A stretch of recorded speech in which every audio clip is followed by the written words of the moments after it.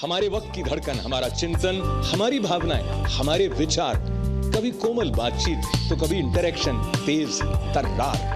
तय करें मिलकर what is wrong, what is right. ITV पर अशोक व्यास के साथ insight tonight.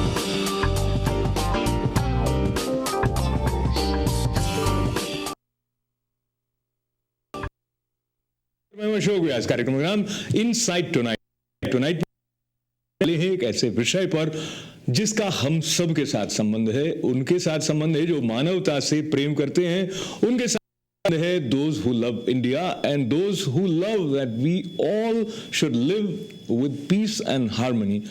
And when we look at India, we all get excited about the possibility of growth and development and higher economy, the higher GDP. But at the same time, there are concerns which relates to the question of safety. Safety of India, different dimensions. That is the theme we'll be talking about today. And this is something which not only to emotions, but to the pragmatic point of view of how we are going to be as flows. बात जब सुरक्षा की है तो देश की बात करते हुए देश पर मर मिटने वालों की याद सहज ही आ जाती है। एक जमाना था जब आपको भारत से देशभक्ति के गीत एक रोमांच सा हो जाता था। धीरे धीरे समय ऐसा बदलने लगा है कि गीतों में भी उस तरह से शुद्ध देशभक्ति की भाव हम तक नहीं पहुंचती है। But there was something in the way Prime Minister Narendra Modi connected with the masses that youngsters feel कि अब हमारे अंदर एक तरह से देशभक्ति का जज्बा आने लगा है। Now, how we interpret the essence of loving our nation, where are different threats that are possibly working against the interests of the nation. To talk about different dimensions of India's security, we have with us today President and co-founder of Indian American Intellectual Forum, Narayan Kataria ji, आपका स्वागत है। नमस्ते जी। We also have someone who has closely followed India and has taken more interest in the spiritual side of India, Kapur ji. आपका स्वागत है। We join on phone by Swdesh Rana ji, who has served World Policy Institute and is serving as senior fellow. So we'll be talking to her, but जब बातचीत शुरू कर रहे हैं तो मुझे लगता है कहीं ना कहीं हम वो पैमाना अपने साथ रखें कि क्या हुआ है भारत को सुरक्षा की दृष्टि से। एक वो समय जब 20, 30, 40, 50 साल पहले आप भारत में बड़े हो रहे थे और एक आज का युग है। अगर हम सिर्फ ये मापने की कोशिश करें on the scale of safety, do you feel safer than what it was while you were growing up? Feel there are more reasons to be. So if I pose that question to Narayan in the beginning of this conversation, आप छोटे थे, भारत में अधिक सुरक्षा का भाव था लोगों में या अब अधिक सुरक्षित महसूस करते हैं? एक्सक्यूज मी, मेरा ख्याल है सुरक्षित तो अभी ज़्यादा है लगा है। मुझे ऐसा लगा कि Indian people are more secure at the moment they were in 47 पूरा अंधेरा मचा हुआ था। There was riots going on all over India and people were being killed and people were moving from Pakistan to India and from India to Pakistan. और Indian army was not very and India was divided. 1/3 of India was cut and given to Muslims of India, and at that time I think Indian military was also not very powerful as it is now. But at the moment there are another problem, different problem, and a very serious problem also. मैं आपको हूँ, एक website है, इस website का नाम है south Asian terrorism update. ये वेबसाइट जो है it is being run by KPS Gill, farmer director general of police Punjab. उस वेबसाइट है, उस वेबसाइट में उसने लिखा है कि आसाम के अंदर there are 36 terrorist organisations and mostly all of them are Muslims.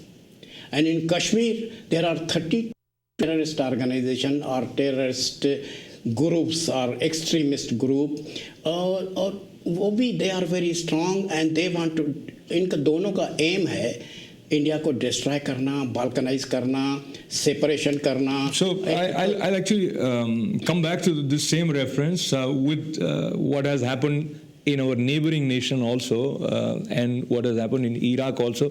But let me just stay towards this side and talk to Kapur साहब. जब आप भारत में थे, पढ़ते थे 4 साल पहले या whatever 50 साल पहले, और अब जब आप जाते हैं तो जो एक सिक्योरिटी है, आपको क्या लगता है इंडिया में लोग पहले ज़्यादा सेफ फील करते थे या अब? See, the security issue is a more recent phenomenon. Particularly those of us who have lived in the United States.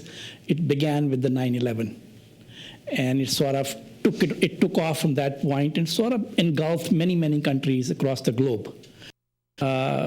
When I was growing up in India, I don't think this was a paramount issue or issue of any significance back then. So to answer your question, yes, it's become a global issue now. Of course, from the reference 11 and then again the Mumbai attack has also become a reference point. पर है कि अब पर मर मिटने की चाह लिए हुए जो लोग शहीद हुए, जो सपने देखे थे भारत के लिए, उन सपनों को लेकर क्या आज की पीढ़ी आगे बढ़ रही है?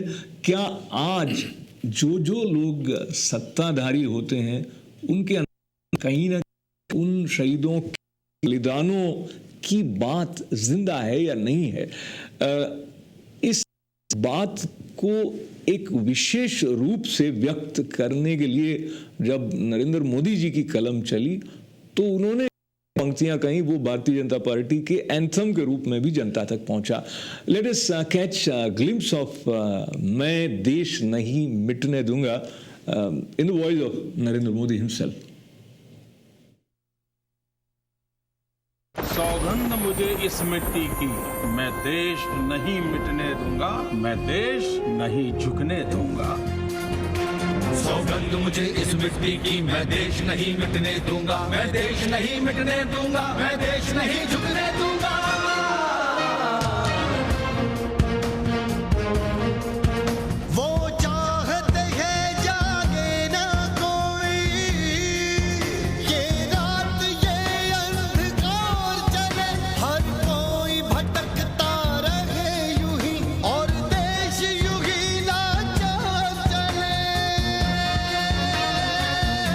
जाग रहा है देश मेरा, पर जाग रहा है देश मेरा.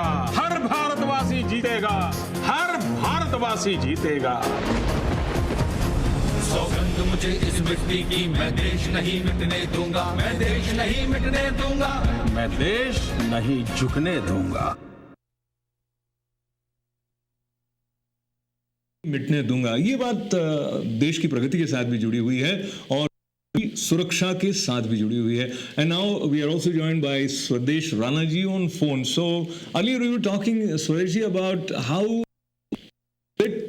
while you were growing up in terms of security, the sense of feeling in India and how it is now when you visit. What would you say the major difference that you observe and experience? Not the areas that I go to. First, thanks for asking me to join you and your colleagues.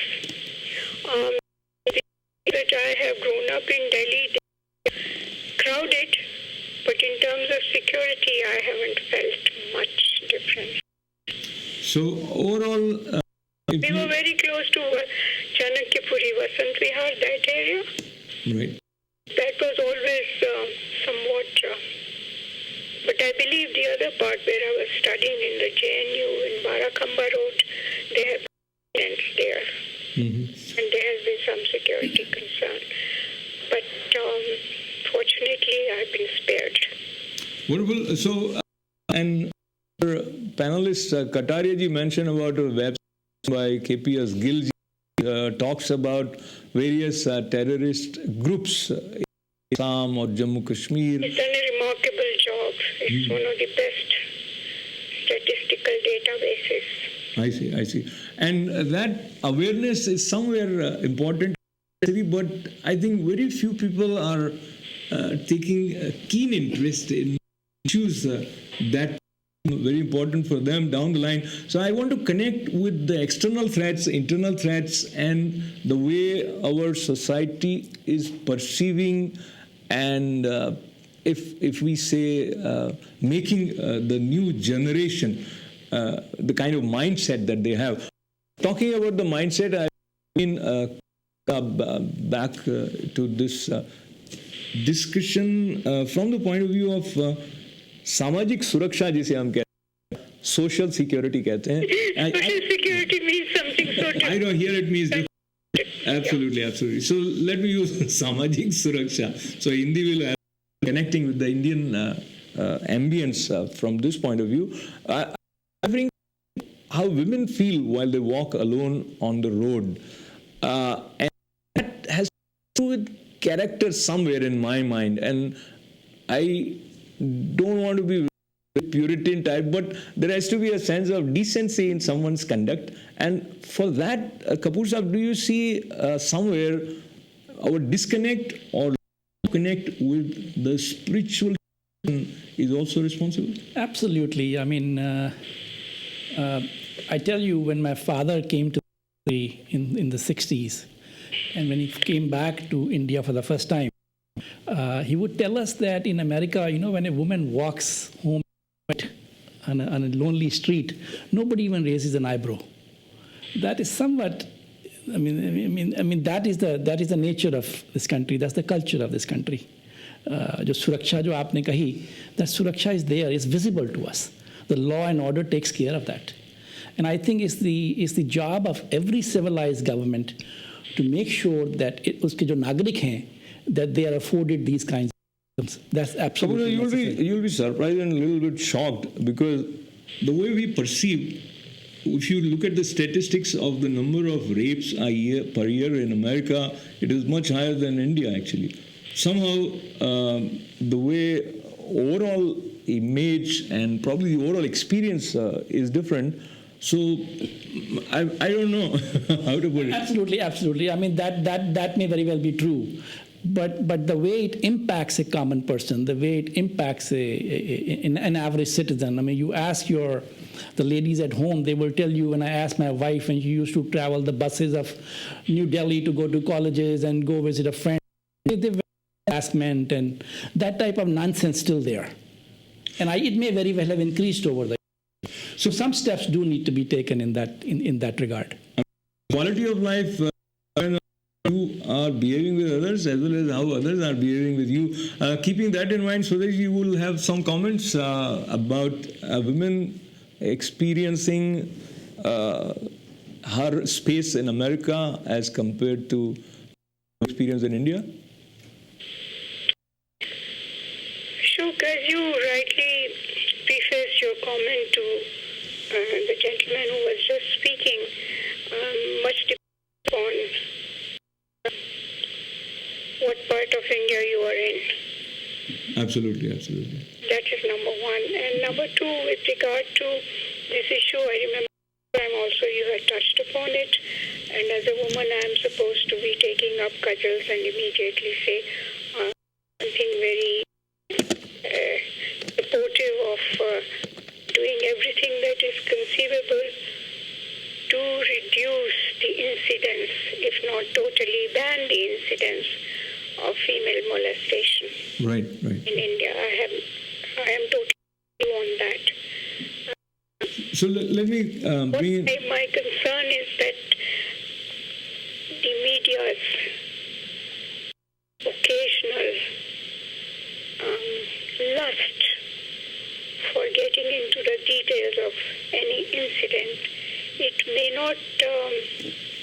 fit into the framework of decency that our colleague has just mentioned. And secondly, the incidence of female molestation in India has been reported so much. I'm not particularly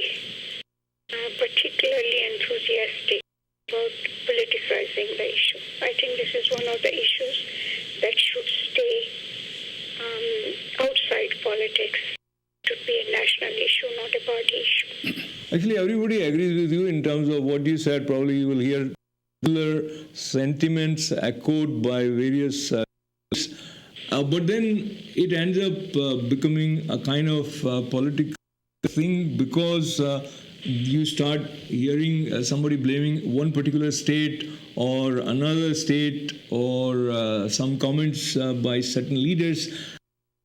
This issue, of course, we cannot leave it, but moving towards another side, there have been reports of various incidents in recent couple of weeks where some leaders were killed. We heard about somebody who was killed in Pune, and that was very much talked about. And then there are reports wherein you hear some BJP leader got shot maybe in Muzaffarnagar.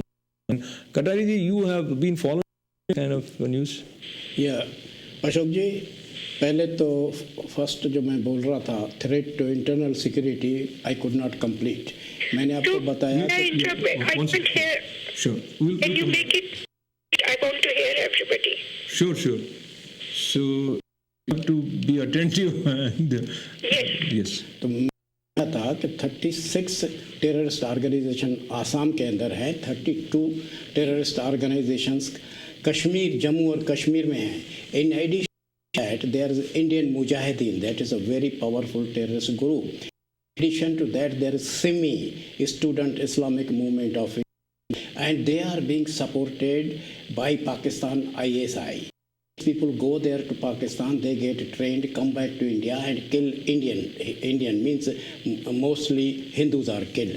And in addition to that, in Chhattisgarh also, all Chhattisgarh, there are Naxalite people. They are very dangerous people. Naxalism, most of the people, they are also supported by ISI and other organization. They get support from China and through Nepal also. And they are spread in Assam and Maharashtra, Andhra, and parts of Bihar. So this is a very danger for India. But at the moment is not a weak country.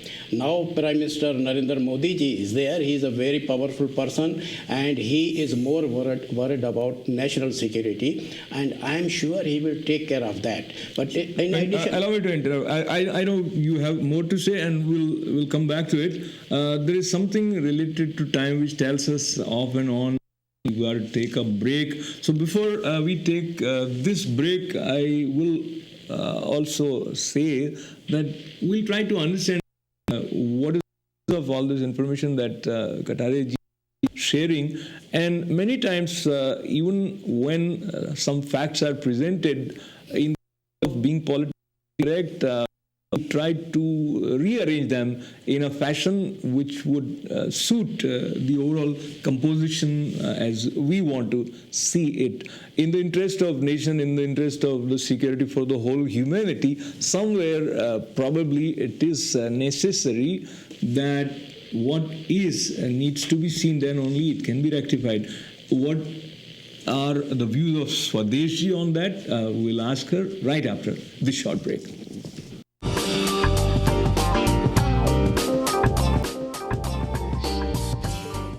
Welcome back. हम जो देखते हैं उसका असर हमारी सोच पर पड़ता है और कई बार हम क्या देखते हैं वो गाइडेड होता है हमारी सोच. So you would watch certain websites, you would gather information is on your interest. If your interest is India's security, then you to also look at areas of concern. Areas of concern, I'll let Kataria ji continue with some of the information that he was sharing. And as I mentioned earlier, I would also request you to say what is the source of this information that Indian Mujahideen with support of ISI or some other organizations? You see that information comes in the newspaper, and it is very difficult to prove that, but it is understood that there is connection. See that Pakistan has been completely radicalized. And almost the terrorist activities were conducted by Pakistan all over the world. Wherever all the they went from Pakistan. And even if they did not go from Pakistan, they had one or the other connection with Pakistan. Hafiz Syed in Pakistan, he is supposed to be responsible for the Mumbai attack. And all the terrorists, 9/11 attack people, they also Islamic people, because they were radicalized Muslim people. 200 people.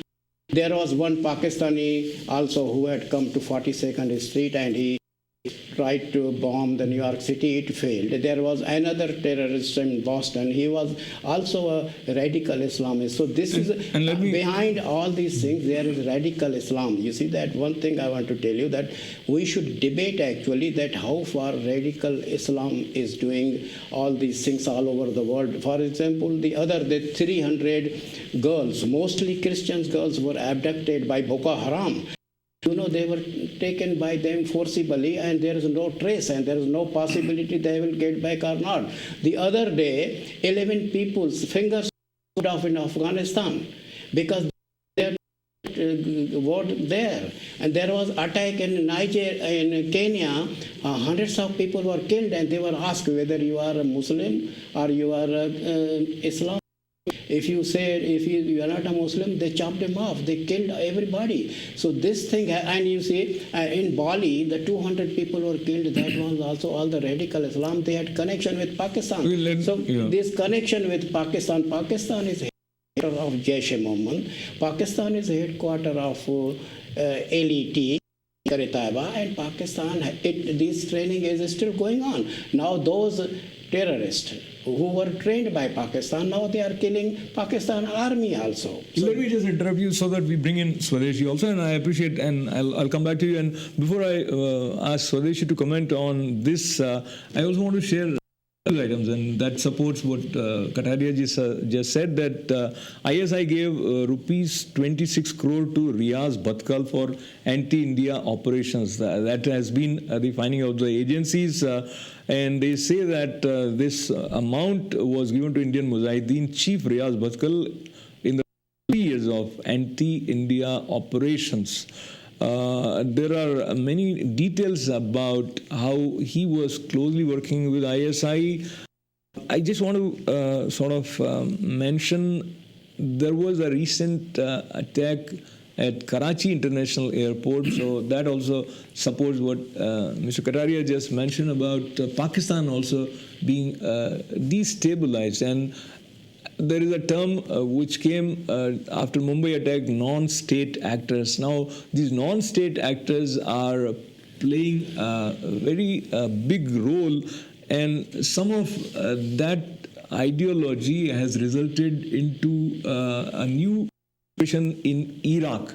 And before I ask Swdesh to share, I also want to mention now about 40 people who were sort of trying to find their way back home from Iraq. 17 of them have reached safely to India.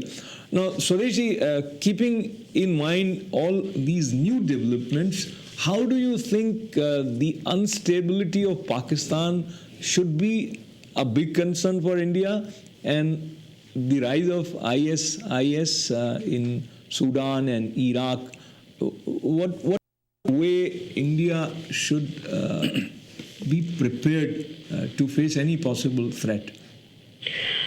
My first reaction, Ashok, would be to that when it comes to dealing with foreign policy, there are certain continuities in India's foreign policy. The addition of counter-terrorism as a priority has been getting the highlight after the Mumbai attack, T-bone, and which Pakistan's involvement is by now more or less accepted. That is one comment I want to make. The second comment I wish to make is that all of us want to be seen as experts on Pakistan. At the same time, when it comes to diplomatic dealings with Pakistan, I think both Pakistan and India would get a greater mileage out of the new initiative that has resulted from Prime Minister Modi's gesture to the neighbors to come and Prime Minister Nawaz Sharif, Wazir-e-Azam coming here. I think they will get more mileage out of it if they acknowledge, which they know already, that the highest incidence of acts of terror is in South Asia. Right. That is number one. And number two, Pakistan has lost, I think if I'm not mistaken, in the last 10 years, since the United States decided to, meet the lion in its own den and go after Taliban led by Osama bin Laden. Since then, Pakistan has lost 53,000 lives to acts of terror, which includes the civilians, which includes the counter-terrorists, and which includes the terrorists. By itself, this number doesn't mean much, except that fact is, by my calculation, about 8 times more than the casualties in the 1965 war between India and Pakistan. That's a very shocking It's not shocking. Data is very stubborn reality, and one needs to. Second thing, when it comes to the role of Muslims in international incidents of terror, either within a state, as Al-Shabaab is doing, right, or they are non-state actors, as the Somali pirates were doing. Right. They had not resorted to acts of terror on the sea, but acts of terror in which, when you capture somebody, as it happened in the Guantanamo prison, right, nobody acknowledges that they belong to that country. So those who commit act of terror, they temporarily either denounce their citizenship or they fall through the cracks of interstate relations. So let's distinguish between non-state actors and the acts of terror which are driven by Muslims. right. And let me here again bring another statistic which is pretty well known. Mr. would know it. Everybody who deals with this on a daily basis, on the basis of intelligence, would know it. To the best of my knowledge today, there are at least 172 organized groups of terror across the world. Oh man. And in 20 countries, they are very active at the moment, although incident terror has occurred, and you all know it, from India, Pakistan, Afghanistan, Kenya, Somalia, Nigeria. I am mentioning some. There are 20 countries where incidents of terror is taking. Let me now give you another statistic. Let me just repeat what you just mentioned. 172 terror organizations are active in Groups. Terror groups. See, the organization, Al-Qaeda is an organization. I see. It has a leader, it has a hierarchy, it has a decision-making process. But groups of terror, they come together like the sand dunes rising in a desert, and then they No, these form various 172 terror groups. etc. Right. But let's take the most important part, Right. which is that of the Muslim population in the world is 3 billion. 23% of the global population is Muslims. Right. Out of those 1.3 billion, not even 1/10 of 1,000 are military.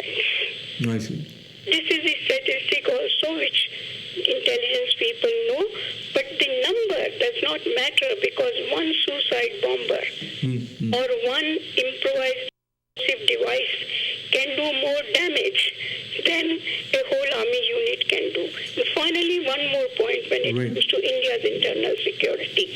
As you all know, and my colleagues who are participating would know, that the Naxal threat in India predates the terror threat, because they resorted to terrorism without relationship. Later on, there are reports that they got weapons from China, or they might have got weapons even from Sri Lanka, LTTE. But the fact of the matter is that India has been exposed to acts of terror even before 2011, and some of the meetings I attended in Delhi at the Institute. You know, I'll come back to you, Swdesh. Sorry to interrupt you. I just wanted to bring in Kanwal Kapur ji back to this discussion.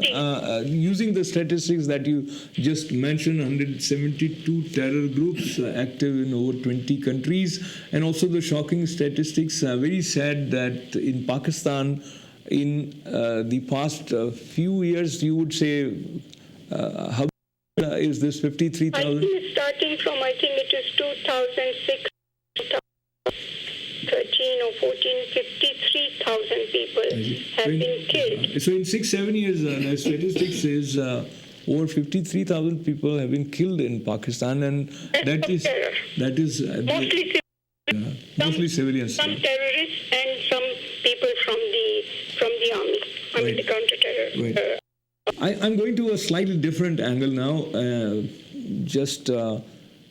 We have heard the saying that love can only conquer hatred. So, embrace life with spiritual viewpoint. They most of the time would subscribe to that theory. And Kapurja, how convinced you are sometimes looking at the kind of world that we are in, that your thoughts, your spiritual inclination, will it have some substantial impact on bringing peace to the world? You absolutely raise a very very beautiful point. I mean, terrorism has become a global phenomena, and nobody knows more about what's going on across the globe in the United States. And if you look at Iraq, the fight between the Shiites and the Sunnis, in my view, it is one of where you don't include the fight into a dialogue. You know, wherever you see the internal terrorism taking place across Pakistan or Afghanistan, or there is something there. You need unification. You need to ignore the other side. You have to embrace. If somebody disagrees, there has to be some diplomatic dialogue. You cannot solve everything on a tit-for-tat basis. I mean, America only do that because they have it doesn't solve, actually. It doesn't solve it. I mean, but their defenses are unparalleled, and India have their resource. And if you look at the neighborhood around India, and it's a dangerous neighborhood, it's a unique neighborhood. So, and you have to have a very unique way of fighting it as well. Yes, indeed, strengthen your resources, your law and order, in your institutions, how you police certain organizations. That is absolutely necessary. I mean, without that, you cannot function either. And you have to provide the security for your citizens wherever need be. So a dialogue where you embrace the other parties is absolutely essential. I mean, if you look at the prisoners, how they got the American prisoner out of Taliban, they had to give something to get something back. But how it's going to play out in the long run, maybe I'll have Swdesh's comments down the line. But before that, Narayanji, keep in mindset, hatred cannot be conquered by hatred. Hatred can only be conquered by love. I think this premises may play out in the present scenario in bringing about peace in the world. No, सोचने का तरीका ये ठीक है, लेकिन practically ये एकदम गलत रास्ता है. मैं बता रहा हूँ, ये जो है हमारे आयतुल्लाह खोमानी, वो बोलता था कि मुसलमान शुड डू जिहाद ऑल द टाइम, और जिहाद है conquest of all non Muslim nation. मौलाना मदौदी था, एक जमायत इस्लामी हिंद का लीडर था, फाउंडर था. वो कह रहा था कि हमारा काम है टू इस्टेब्लिश निज़ाम मुस्तफ़ा, रूल ऑफ अल्लाह और खलीफत जिसको बोलते हैं, और वो जो भी खलीफत को रोकेगा हम उसको काट डालेंगे, we will destroy that. So this is part of their ideology. You can not conquer because every people from their childhood they are taught to believe in all these things and act like that, and they believe in jihad. They call it jihad. Jihad means conquer everybody's land. Jihad means dominate entire world. They have been telling openly, all the Muslim leaders, top leaders, they have been telling that our job is to do jihad whether you like it or don't like, and we have to conquer the world.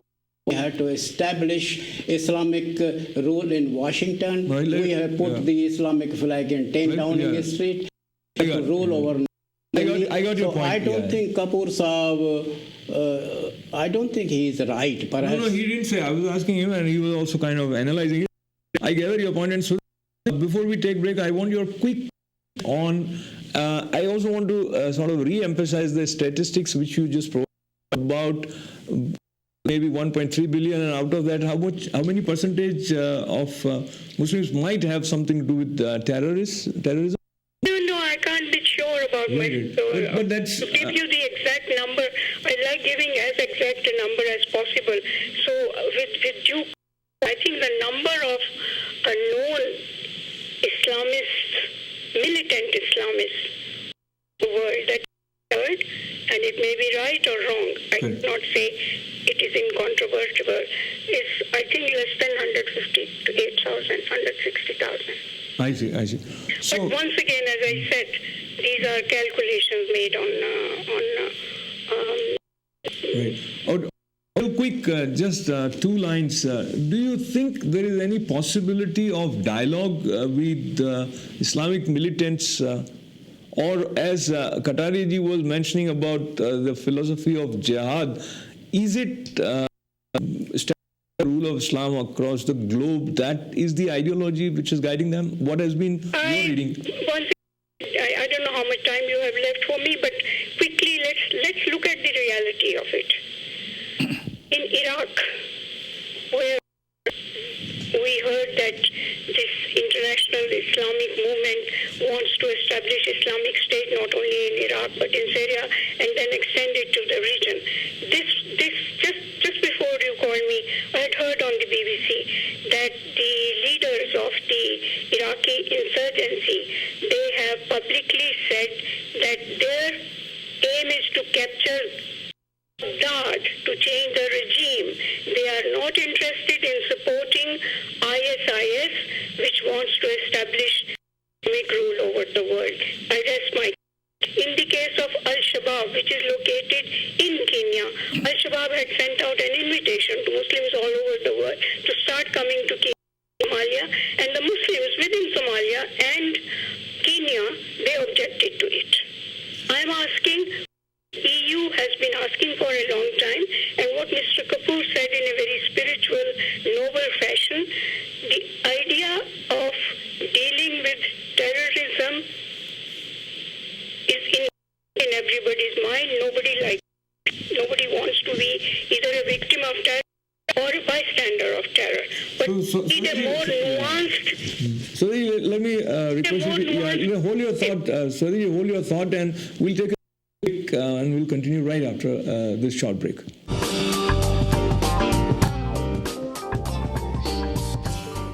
Welcome back to inside tonight with Ashok Vyas. आज के कार्यक्रम में हम बात कर रहे हैं India security different dimensions. और डिफरेंट डायमेंशंस में जब हम बात करते हैं आंतरिक सुरक्षा की, वहीं बाहरी खतरों की तरफ भी ध्यान देते हैं.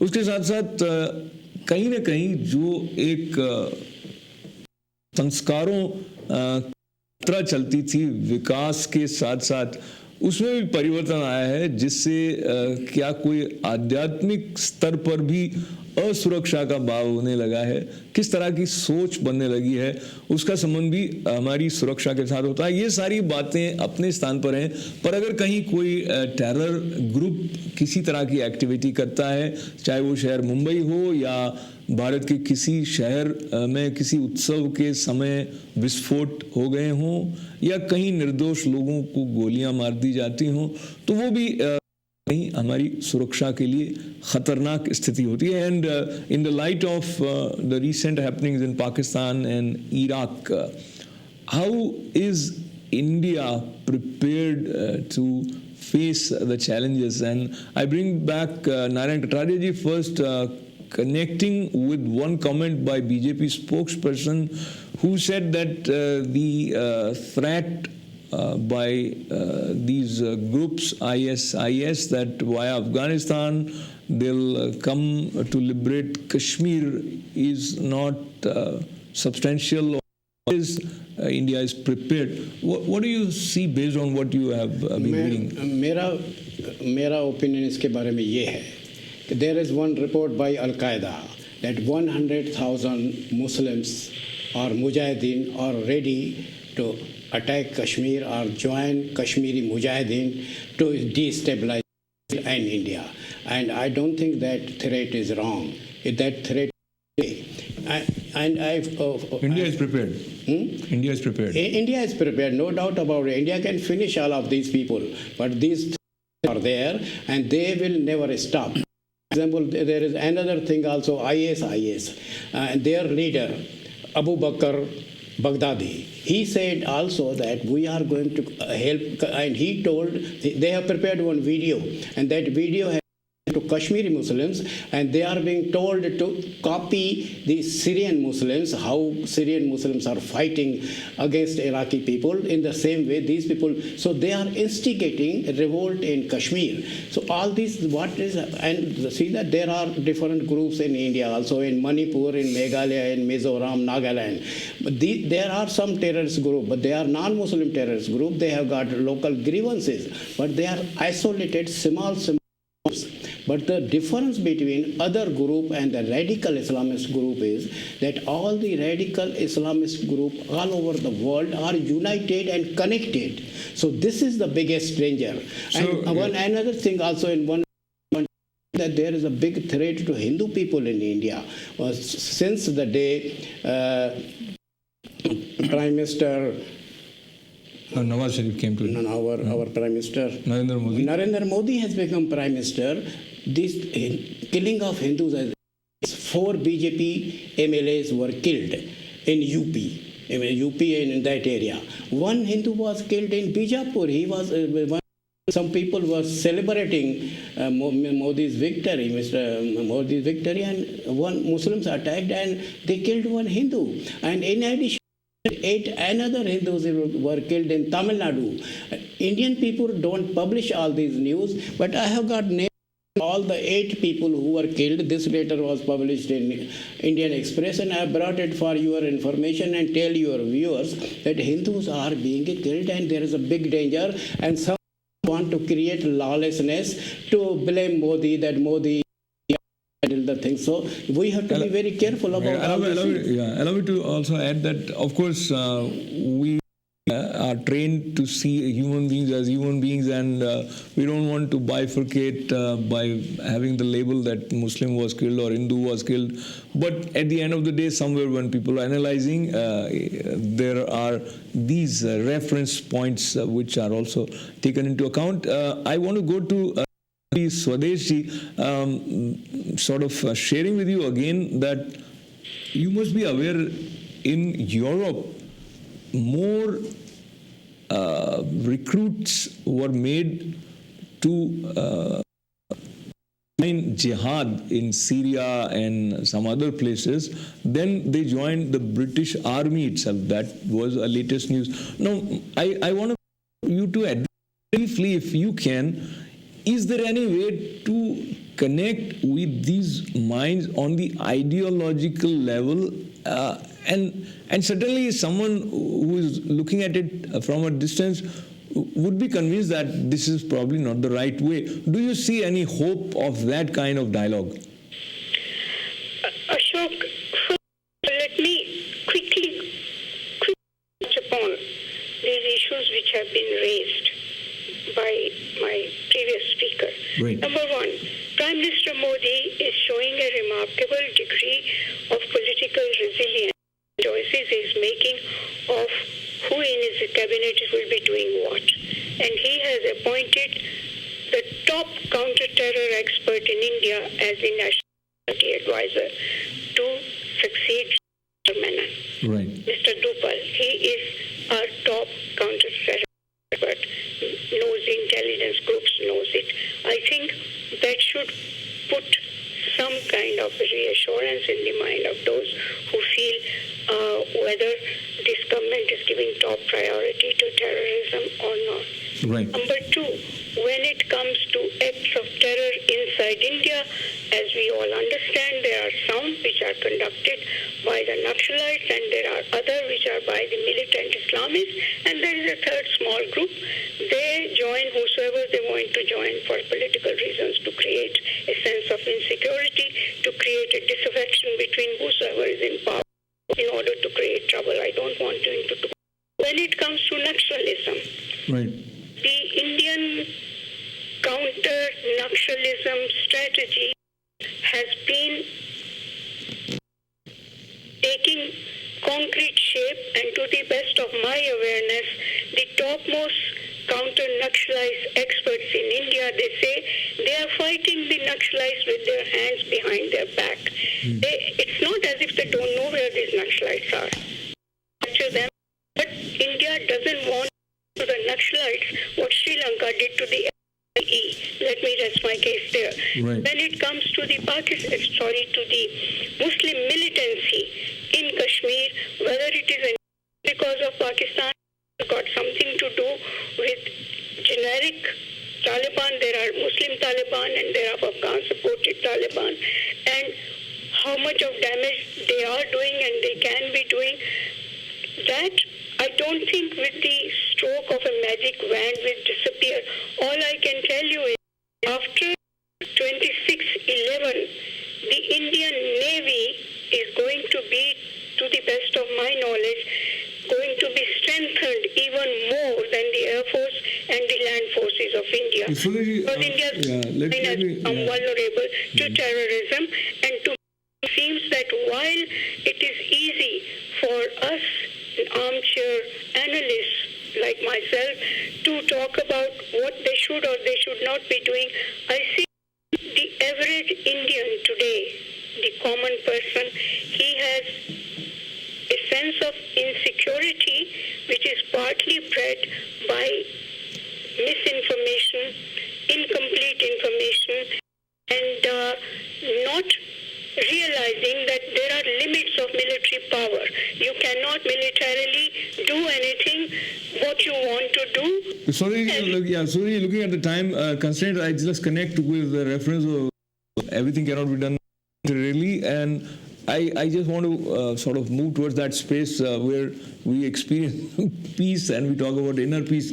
So, looking at whatever threats there are around, is it for someone to work out a way towards inner peace, Kapur sir? Absolutely, absolutely. I mean, we may not be, Ashokji, be able to solve the global terrorism problem, but certainly in every human being there is a terrorist sitting deep inside us.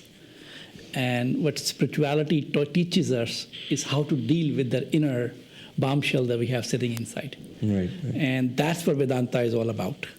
I mean, in a nutshell, what Vedanta tells you is that you see the self in you is the same self that's all around you. Sari srishti mein wahi hai.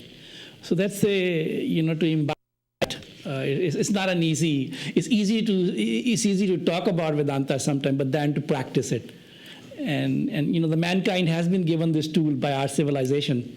We just have to come to terms with it and recognize that yes, it's out there. Yes, there is a possibility. Every human being has a possibility to reach the ultimate dimension. So briefly repeating what Kapur Sahab said, sabhi jagah wahi hai, uske darshan karne, that is what it is. And let me take one call. Hello, ITV Live. Hello हाँ साहब, नमस्कार. नमस्कार. तो क्या महसूस करते हैं आप भारत की सुरक्षा के बारे में? बहुत संक्षेप में गए, समय समाप्त हो रहा है जी. कटारिया जी ने जो कहा वो बात सही है जी. जो कही वो बात एकदम 110% सही है. तो आपकी इस बात को हम अपने साथ रखते हैं. एंड जी ने क्या किया के सामने. Right. So somehow you have called at the point when we have to conclude and wind up. So I appreciate your call, and of course you are in support of what Kataria ji said. Probably he connected somewhere. And hello, back to that point where we thank first to our panelist, Narayan Kataria ji. Thank you very much for such wealth of information. Thank Kapur Sahab for having a different take on the whole issue. And Swdesh Rana ji, we couldn't take advantage of all the information and knowledge that you have. Probably we'll have some more forums where we'll talk about specific issues dealing with threats to security on various levels. We, of course, want peace. We not only pray for peace, but we have to work for peace also with awareness, with vigilance. On that note, once again, thanking all of you. This is Ashok Vyas.